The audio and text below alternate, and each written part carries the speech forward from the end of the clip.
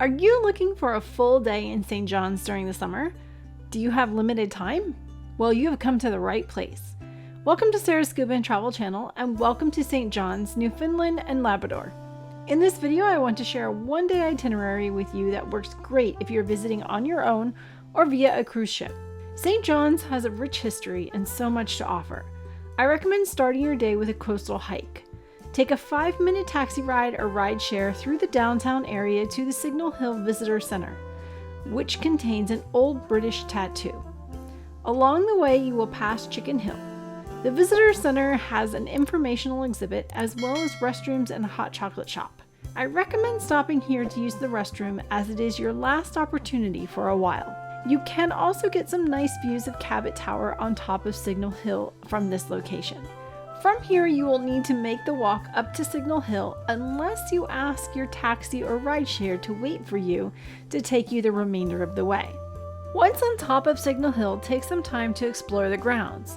Singal Hill was used in the 1700s and 1800s to indicate to merchants using flags which ships were coming into the harbor, so they knew when their goods were arriving.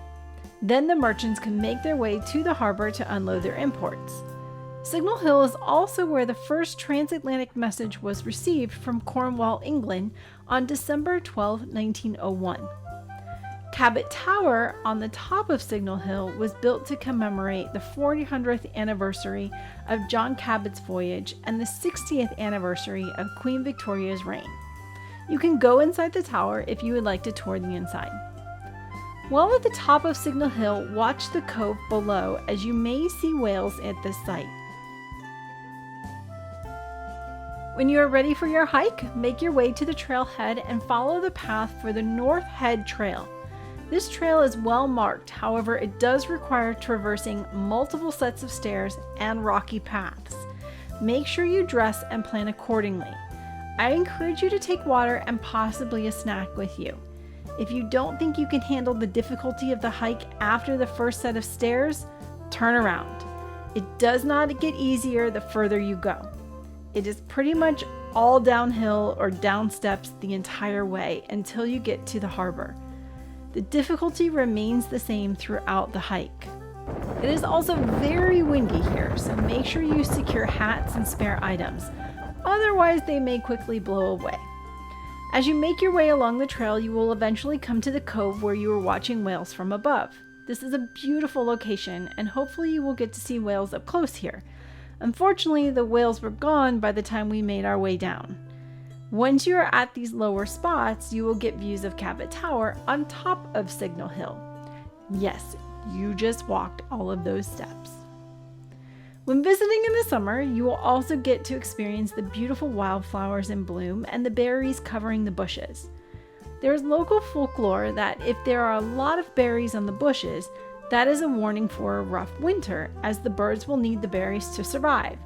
We were told that this is about 50% accurate, but the locals still very much look for the number of berries in preparation for what may come.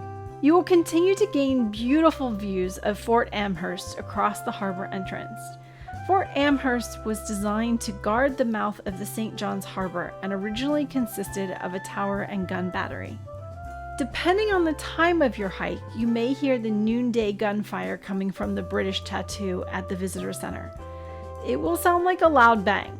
I just want to warn you so it doesn't scare you during your hike. The next highlight along the trail is a slit in the granite called Devil's Crack.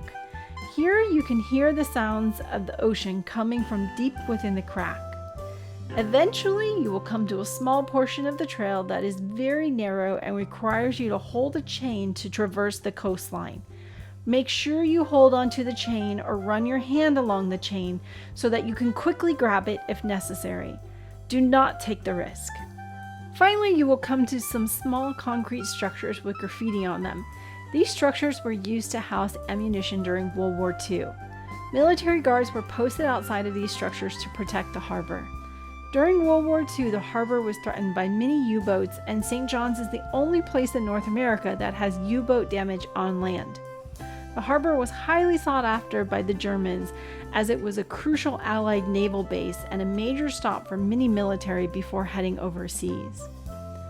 Finally, you will exit the trailhead through the public access and enter a small fishing town.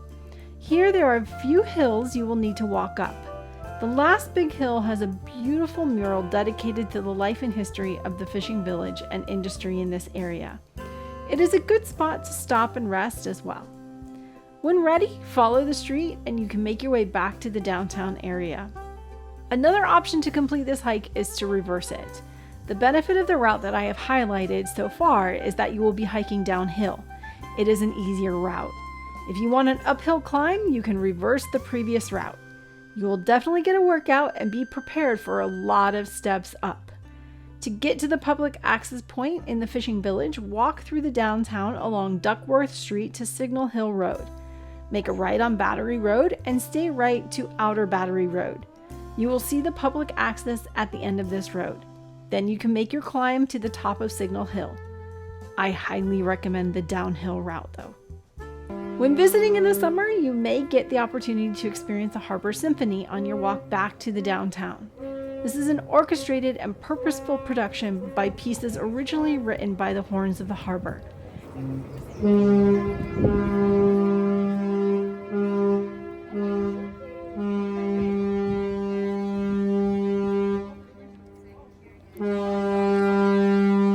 It is truly a unique experience and something that I hope you get to enjoy. The song can be heard throughout the city, so hopefully you will be able to hear it regardless of where you are. As you make your way back to downtown, you will see rows of houses in bright colors. These sections of buildings are referred to as Jelly Bean Row. There are two stories as to the reason for the variety of colors. The first is that historically people were only able to purchase the paint that was available. They didn't have a lot of options, so whatever the store had in stock became the new color of your home. The other is that it helped individuals identify their home as they were making their way back from bars and pubs after a night of drinking. Either way, the tradition continues today and offers beautifully colored rows of homes. As you walk along Water Street, you will eventually come to the National War Memorial. The memorial commemorates 4 branches of the military: the Newfoundland Royal Naval Reserve, the Forestry Corps, the Mercantile Marines, and the Royal Newfoundland Regiment. The tomb of the unknown soldier is at the base of the memorial. Newfoundland and Labrador, a British colony, sent troops to both world wars prior to becoming part of Canada in March 1949. When we were there, they had just celebrated the 100th anniversary of the memorial on June 1st, Canada Day. If you are looking for some shopping, restaurants, and bars, Water Street is your friend. There are a variety of eateries offering different kinds of food and sidewalk dining. Along the street, you will find the building of the courthouse and Supreme Court. From here, I recommend hiring a taxi to take you out to Cape Spear. This is about a 20-minute car ride, but you will not be able to catch a taxi out at the Cape for your return. Therefore, you can hire a taxi for an hour or two to make sure that you have a ride back. This is not the cheapest option. It was approximately $62.50 Canadian per hour. However, it is the best way to maximize your time. There is a small fee of $9 Canadian per adult to enter the National Historic Site. Make your way up to the lighthouse. You will get beautiful views of the coastline as well from here. Keep your eyes out. We spotted some whales from this spot during our visit. The original Cape Spear Lighthouse was built in 1836, which is the oldest surviving lighthouse in Newfoundland and Labrador. The original light was shipped from Scotland. This is the smaller lighthouse that contains the residence of the keepers. You can go inside and tour the residence to see how they lived during this time.